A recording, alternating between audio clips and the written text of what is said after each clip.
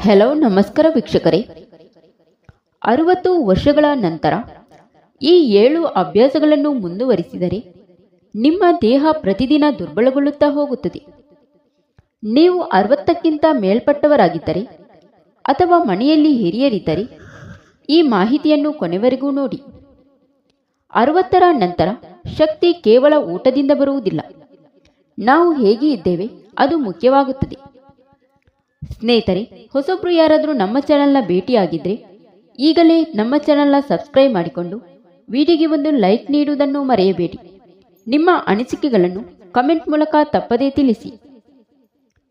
60 ವರ್ಷಗಳ ನಂತರ ನಮ್ಮಲ್ಲಿ ದೇಹದ ಕೋಶಗಳು ನಿಧಾನವಾಗಿ ಶಕ್ತಿ ಕಳೆದುಕೊಳ್ಳುತ್ತದೆ, ಸ್ನಾಯುಗಳು ದುರ್ಬಲಗೊಳ್ಳುತ್ತದೆ. ಇದರಿಂದ ಕಾಲುಗಳಲ್ಲಿ ನೋವು, ನಿದ್ರೆಯ ಕೊರತೆ, ಕೀಲುಗಳಲ್ಲಿ ಬಿಗಿತ ಮತ್ತು ಮಾನಸಿಕ ದುರ್ಬಲತೆ ಉಂಟಾಗುತ್ತದೆ. 60 ವರ್ಷದ ನಂತರ ನಾವು ಮಾಡಬಾರದ ಮೊದಲ ತಪ್ಪು ತಡರಾತ್ರಿ ಜಾಗೃತವಾಗಿ ಇರುವುದು ಅಥವಾ ಸಾಕಷ್ಟು ನಿದ್ರೆ ಮಾಡದೇ ಇರುವುದು. ವಯಸ್ಸು ಹೆಚ್ಚುತ್ತಿದ್ದಂತೆ ದೇಹದ ಶಕ್ತಿ ಕಡಿಮೆಯಾಗುತ್ತದೆ. ಹಿರಿಯರು ತಡರಾತ್ರಿ ಟಿವಿ ನೋಡುವುದು, ಮೊಬೈಲ್ ಬಳಸುವುದು ಅಥವಾ ದೀರ್ಘಕಾಲ ನಿದ್ದೆಗೆಡುವುದರಿಂದ ರಕ್ತದೊತ್ತಡ, ಸಕ್ಕರೆ ಮಟ್ಟ ಅಸಮತೋಲನಗೊಳ್ಳುತ್ತದೆ. ಆಯಾಸ ಹೆಚ್ಚಾಗಿ ದೇಹ ವೀಕ್ ಆಗುತ್ತದೆ. 9:30 ರಿಂದ 10 ಗಂಟೆಗಳ ನಡುವೆ ಮಲಗುವ ಅಭ್ಯಾಸ ಮಾಡಿಕೊಳ್ಳಿ. ಮಲಗುವ ಮೊದಲು ಮೊಬೈಲ್ ಮತ್ತು ಟಿವಿಯಿಂದ ದೂರ ಇರಿ. ಬೆಚ್ಚಗಿನ ಹಾಲು ಅಥವಾ ತುಳಸಿಯ ನೀರು ಕುಡಿಯಿರಿ. ಎರಡನೆಯದು, ಬೆಳಿಗ್ಗೆ ಎದ್ದ ತಕ್ಷಣ ನೀರು ಕುಡಿಯದೆ ಕೆಲಸ ಆರಂಭಿಸುವುದು. 60ರ ನಂತರ ಡಿಹೈಡ್ರೇಷನ್ ಬೇಗನೆ ಆಗುತ್ತದೆ. ನೀರು ಕುಡಿಯದಿದ್ದರೆ ದೇಹದಲ್ಲಿ ಜೀರ್ಣಕ್ರಿಯೆ ನಿಧಾನಗೊಳ್ಳುತ್ತದೆ. ಪರಿಹಾರವಾಗಿ ಬೆಳಿಗ್ಗೆ ಎದ್ದ ಕೂಡಲೇ ಮೊದಲ ಕೆಲಸವೇ ತಾಮ್ರದ ಪಾತ್ರೆಯಲ್ಲಿನ ನೀರು ಕುಡಿಯುವುದು. ಆಹಾರವನ್ನು ಸರಿಯಾಗಿ ಅಗಿಯದೆ ತಿನ್ನುವುದು.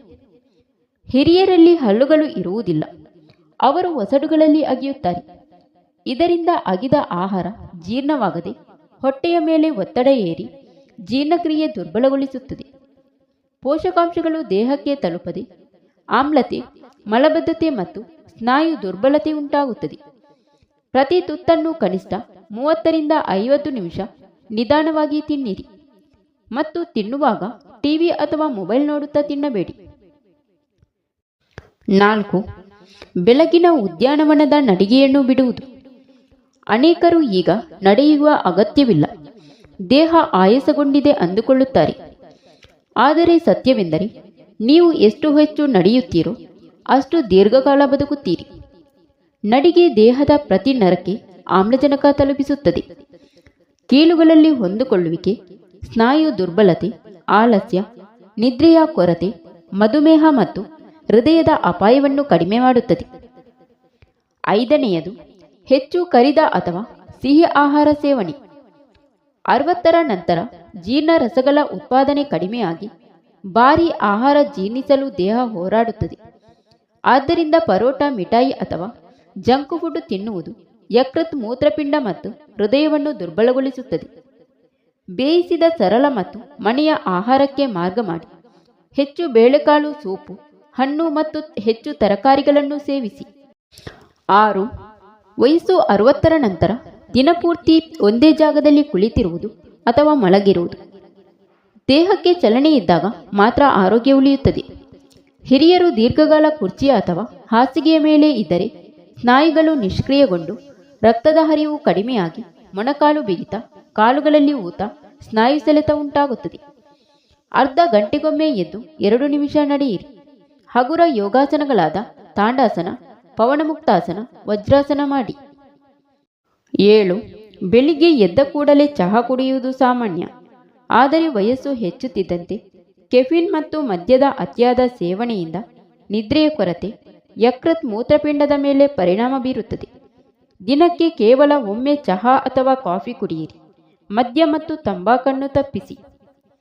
ಮುಪ್ಪಿನಲ್ಲಿ ಒತ್ತಡ ಮತ್ತು ಚಿಂತೆ ಅತ್ಯಂತ ಹಾನಿಕಾರಕ. ಹಿರಿಯರು, ಮಕ್ಕಳು ಹಣ ಅಥವಾ ಆರೋಗ್ಯದ ಬಗ್ಗೆ ಚಿಂತಿಸುವುದು ವಯಸ್ಸಾದವರಲ್ಲಿ ಹೃದಯ, ಮೆದುಳು ದುರ್ಬಲಗೊಳಿಸಿ ರಕ್ತದೊತ್ತಡ, ಮಧುಮೇಹ ಹೆಚ್ಚಿಸುತ್ತದೆ ಮತ್ತು ನಿದ್ರೆಯನ್ನು ಕಸಿಯುತ್ತದೆ. ಪ್ರತಿದಿನ 15 ನಿಮಿಷ ಧ್ಯಾನ, ದೇವರ ನಾಮಜಪ, ಭಕ್ತಿಗೀತೆ ಅಥವಾ ಹಗುರ ಸಂಗೀತ ಕೇಳಿ.